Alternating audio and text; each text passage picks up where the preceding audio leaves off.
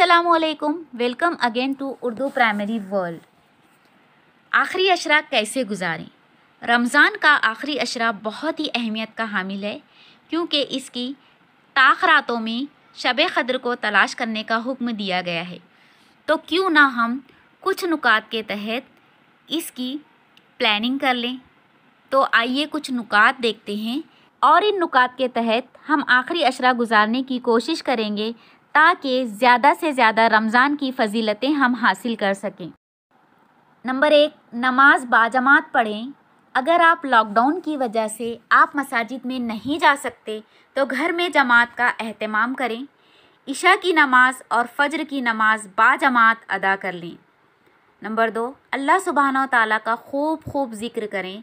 मसलन ला इलाहा इल्लल्लाहु वहदहु ला शरीका लहू लहुल मुल्कु व लहुल हम्द व हुवा अला कुल्लि शैइन क़दीर, ला हौला वला कुव्वता इल्ला बिल्लाहिल अलीयुल अज़ीम, अल्लाहु अकबर, सुबहान अल्लाह, अल्हम्दुलिल्लाह जैसे कलमात अपनी ज़बान पर जारी रखें।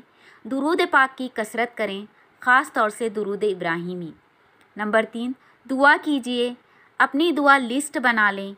दुनिया की दुआएं, दीन की दुआएं, अपने रिश्तेदारों के लिए दुआएं, अपने मुल्क और कौम के लिए दुआएं कीजिए। नंबर 4, अपने गुनाहों की माफ़ी मांगें।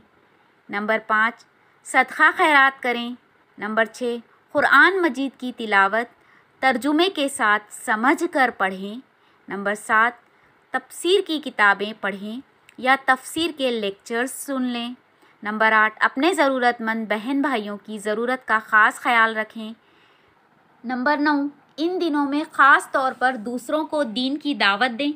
अपने घर में ही किसी को कुरान सिखा दें। 2-5 मिनट का शॉर्ट लेक्चर दे दें। नंबर 10, आखिर में अल्लाह सुब्हानहू तआला से रो रो कर दुआएं मांगें और वादा करें कि जो इबादत इस रमज़ान में मैंने की वो रमज़ान के बाद भी क़ायम रखूँगा। मेरा किरदार, मेरा अखलाक और रवैया रमज़ान के बाद भी ऐसे ही कायम रहेगा।